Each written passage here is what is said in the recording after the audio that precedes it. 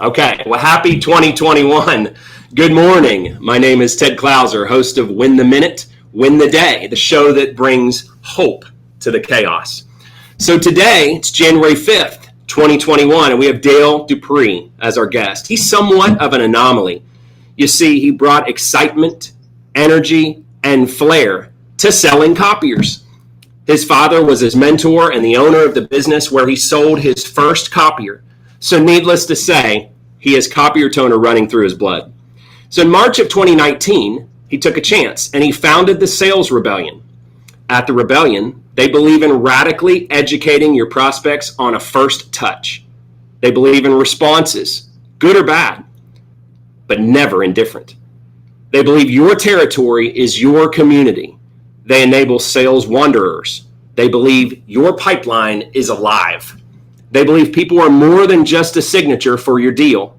They believe in fellowship over negotiations. Dale's top goals in life are to write a book, travel the world, build a shelter for the sick and poor in another country, and adopt children. Well, wow, Dale, it's an honor to have you here with us today. God, thanks for having me, man. It's a pleasure and an honor on my end as well, too. Well, let's just go ahead and jump right in, though. So, Dale, what is your approach to personally waking up with a go win the day attitude? So, for me, this is all about being extremely present with yourself, but also within your community. So, there's a fine balance in being present where a lot of people typically end up in a boat that harbors more of a selfish and self-seeking mentality. And like let me really define that though for a quick second, because it is important to focus on you and focus on what it is that yourself needs in order to be motivated, to be intrinsically motivated, I should say, and to be able to meet each day where it is, right? But at the same time, it's extremely important to also have the awareness of what's happening around you and how it affects other people. Because if we focus so much on just ourselves, then how in God's name are we going to attract a tribe to begin with in the first place? So for me, it all begins with this ultra and hyper focus on myself for the first 30 minutes so that I can be able to present my fire, my number, my best, right, to the community so that I can serve it to the fullest capacity that it deserves in the first place. So the two mindsets being, number one, how do I keep myself in a place in an aware state of understanding of who I am and what drives and motivates me, because number two, it'll serve my community better. Well, it's obviously feeding into ourselves has worked for you because you're a powerhouse. Just watching what you've done in the online community has been so impressive. And I love your story. So I just got to know, help me understand how a normal copier guy transformed into the sales rebel that you are today. I guess it kind of started in the very beginning in regards to my career, but we could dial it all the way back to 1984 when my father founded his copier firm, which was a year before I was born, which is why toner runs in my blood. I was literally birthed into the copier industry. But my dad rebelled against the status quo. He sat back and said, I don't like the standards of the industry and the way that we treat our customers, the way that we look at them as just a dollar sign or a number, a means to an end. Instead, I want to be more intentional with these folks. I want to be somebody that provides value. I want to be the difference maker inside of the industry. So really, I think his overall influence plays into, when it comes to his walk and the legacy that he's left, plays into my ultimate reality, plays into my success. But you could say too that at 17, and it's a crazy thought, because the more I've learned about my father, because I lost him in 2016 to cancer, but the more that I learn about my father, the more I get to this realization and understanding of just like how much alike that we are in general, which is that my dad played in a band. Well, at 17, I got signed to a record label, and I was off in a band as well too, touring the United States, having a blast, and seeking success through that band as well. And that's a non-traditional way to go about it, right? Because most kids at 17 are picking a college and they're headed to extend their education in order to get a degree that's going to take them into their career. Well, I built my career. Like, I just woke up one day and said that I'm going to be a musician. And really what I said is I'm going to be a rock star, which didn't turn out quite that way, right? Because it was just a a blip in time. But I looked at all the traditional routes and said, that's not who I am authentically. And so my radical authenticity was important. And so I played by my own rules. I played with my own handbook. But again, it goes back to this ideology of I did it in order to compel my community to look at me differently, and not just as like, oh, there's Dale with the spiky red hair or purple hair, the crazy kid running around the neighborhood, bucking everything up. But instead they said, this is somebody that does it different. That they didn't look at it as me as a misfit so much as they looked at me as a change maker. And I earned that, and I did it because I intentionally looked for those opportunities in order to be able to do that. Instead of just saying, I'm going to swim against the grain, and whether you like it or not, here I come. Well, I do. I mean, I think it's great, the story, and I want to encourage anybody that's listening live, and we're watching questions. I know Dale would love to field some questions, but I want to speak a little bit more to the relationship with your father, because I read you shared a story on LinkedIn, an article of your father's passing in March 2018. What helped you be successful in working through that? Yeah. So, and I lost him in 2016 to cancer. And I'll tell you, like, the number one thing that helped me get through that process was my faith in my family. And I put them both into the number one category because I believe that together they were the ultimate resource for me to be able to overcome the intensity of losing your best friend and your hero. Because it's a culmination. Like when you lose your dad and you're someone like me who had a very close-knit relationship. My dad was home every day at 5:30. Right. Even though he was an entrepreneur and worked his butt off, because when we went to bed at 8, 9 o'clock, 8 o'clock at night as kids, and then as adults, right, 10:30, 11, like my dad would go back to work. Right. So he came home to spend time and be present with us and to head back to the office. So there was an intensity in losing him where it felt like for all my siblings, I don't just say this based on my own experience, but I know we all feel this way because we're very close. And that we lost our leader. We lost the man that was really creating and helping to nurture our success as well. So we all looked at it that way. We didn't look at our success as just our own. We saw it as a legacy that someone else had built that we weren't taking advantage of, and that we were living in and enjoying. Right? It's a huge difference between those two things, because one you love and the other one you're just using as a means to an end. Right. So because we were so bought in and so in love with the man that Curtis Dupree was, it was difficult. And I don't mean just like hard. I mean, like I struggled with depression and in the past, and suicide attempts as well. And all those things surfaced almost immediately in losing him, and the questioning of like, why does this happen? And why my family and why my father? And I think naturally we all have those places that we go. But again, when I really look at it from a 30,000 foot view, and I look at from a hindsight perspective, the things that carried me through were the impact that he made through his family and through his faith. And that comes back to the service concept, all right, the servant leadership ideology in general. My father was a servant leader. And what I mean by that is, like, have you ever had over 1,000 people show up to a funeral for a man that sold copy machines? Because that's what my dad's funeral looked like. And it was almost nuts to look out and see these people. I even thought to myself, like, they're in the wrong place, or like my dad had a double life, but then for 6 hours, people came up to us just one after the next and told us stories about my dad that we'd never heard, even in some cases, and in others that we had heard, and we thought, you're the person, right? And it was wild to sit there and experience that. And there was healing in that. As much as it hurt, there was also healing in seeing that, like, my dad didn't die in vain and for no reason. That, like, my dad impacted an entire generation, an entire community, an entire segment of people, and it really made it a reality for the rest of us to what we could accomplish as well too. And so outside of relying on family and on faith, I also relied on the legacy that he had left and the works that were very obvious and apparent for us to look at and see.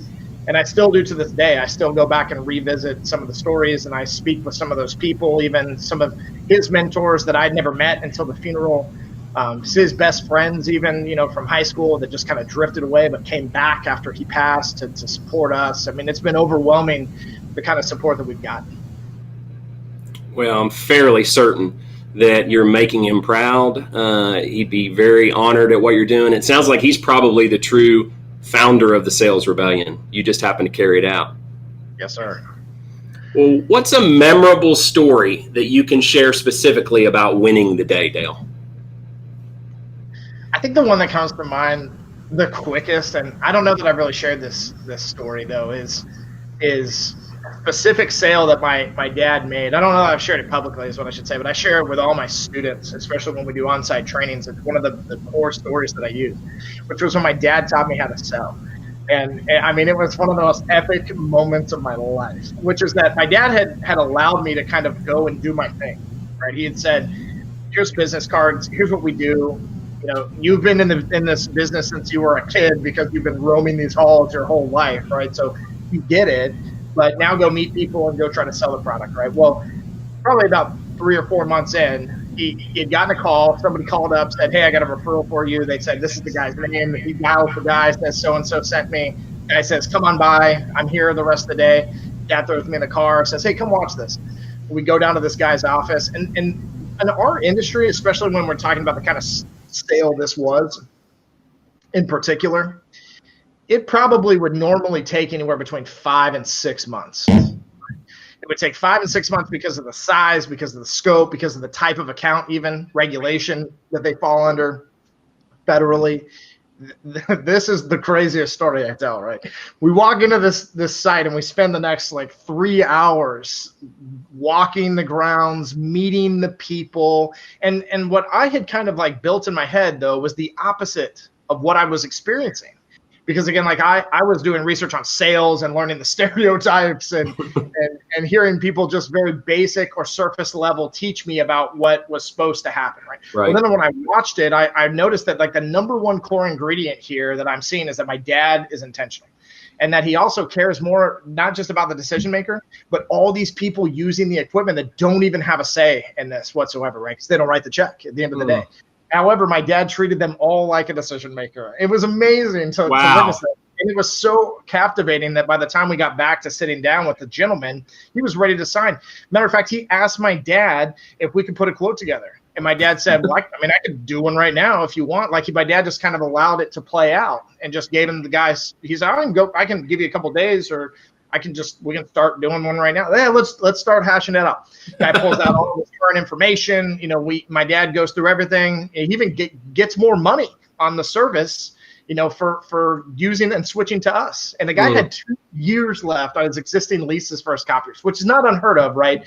But when you have $100,000+ sale, right, you typically go all the way to the end because you're rolling that you're rolling some of that $100,000 into the next deal, just like buying a car and then upgrading it 6 or 4 months in and a 6-month lease, right? So it was amazing to see, but the real win there was that I got in the car and my dad said, pretty awesome, right? It was kind of like the way that he was expressing, you know, the experience. And I said, I'm so pumped right now watching you win that sale. and my dad said, well, what did you learn? And I said, well, I learned exactly how to run a sales cycle, essentially. And he said, well, listen, these are one-offs, right? Like this doesn't happen all the time. So don't have an expectation to anything you walk into. Number one lesson that I learned. The second was that my dad said, this isn't about a sale. What is it really about? And he helped me to understand in that moment that, man, I just watched like what my dad eventually played out for me when he passed away, which was that people are the most important thing inside of our walk. And that if we take that seriously, we build something that's untouchable and that has an effect even after we leave this earth. Wow. Well, Dale, I mean, one of the things that impressed me, there were a lot that impressed me about your story, and I'm continuing to be even more impressed as I hear it, but I actually went to your website, the Sales Rebellion, and at the bottom, you had a section to submit a prayer request. Tell me about that. Yeah, so we're actually a member of an organization called C12, and there's a fun story that it would take too long for me to tell about the organization, but it has to do with my legacy. And I stumbled into it about a year ago, became a member almost immediately, and it's a group of Christian business owners that come together and help each other to understand like best practices inside of using your business as a ministry. Where a lot of people look at ministry and they think, oh, you're a not-for-profit or you're a church, right? Where we as leaders, we as followers of Christ, me, myself, you know, in this context, have a duty to go out and really wear what it is that we believe in our sleeves, right? And I believe that for most people that subscribe to a religion, that they believe the same thing to a capacity, right? And so for us, it was when we first got into C12, it was asking like, well, what could we do that can show, because we're not Bible thumpers, like we're not trying to like convert everybody to Jesus and have everybody vote Republican, and that's a total joke, but hopefully people laugh. But again, the idea is that I also want to be a good steward of other people's vision of how they see me and my company. I want them to understand that it's about my faith, but it's more so because it's about you. Right. And so we created the prayer request concept because it was ministry related based on the recommendation of C12, but also because it took away the identity of the evangelical, right? That people get so turned off by, and instead of like, hey, come to us, you who are weak, you who are tired, you who are lost. Let us know how we can support you, and anonymously tell us what the problems are. I will also say, Ted, that it attracts some of the most negative attention that we get as well too, which is another reason why we put it up there, because we want to stand firm on what we believe, and we are not afraid of all the people that are bigots toward religion, and we're not afraid of you. And so when we get those ridiculous prayer requests about like like penis enlargements, and I could go on and on about this stuff. It's wild, the stuff people put in there. Instead, we pray for the person, like, hey, God, you know who this person is, like soften their heart. Help them to understand that, and it doesn't help anybody in the first place. But instead, it just shows a consistent denial of what they truly are searching for in their life. So I think it does two things for us. One, it helps to translate what it is that we believe, but it tests us, and it helps us to sit back and say, are we acting as we should? Are we acting like followers of Christ, and are we being good stewards of the way that people see us? Wow. Gosh, I love everything about that. Well, how do you, Dale, personally unwind after winning the day? So for me, it's about, I know it sounds like a broken record, but it comes back to this concept of like what drives you. And for me, it's family. It's family, and it is the legacy that my father built. So for me, like at the end of a day, it's more or less like, well, I could keep working, which I do sometimes. I'm not going to say I don't, or I could just enjoy, what I have here. So like, the importance of moments, right? Like I have a 2-year-old son. And so every moment that I spend with him is going to end.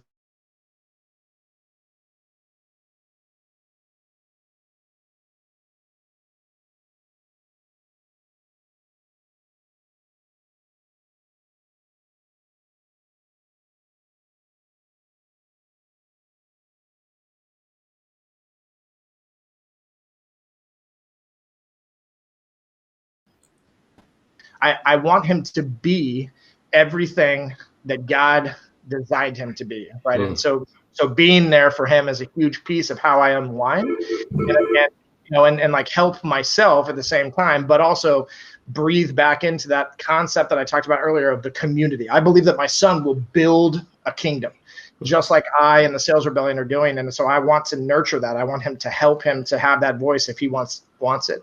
I'd say the second thing that's most important, like for unwinding though, is also like unpacking. So a lot of people like to go home and in silence, just kind of like, let's just chill, to their significant other. Like I would express and tell people to get it off their chest, like talk about the things that are bothering them, talk about the things that have been a problem today or this week that they've been holding out, and be super transparent with that partner, figure in their life, because that's a huge piece of being able to kind of like get it all off your shoulders and like lift, the veil on all the things that are harming you in those moments. So those would be the two most important things that I do down the line.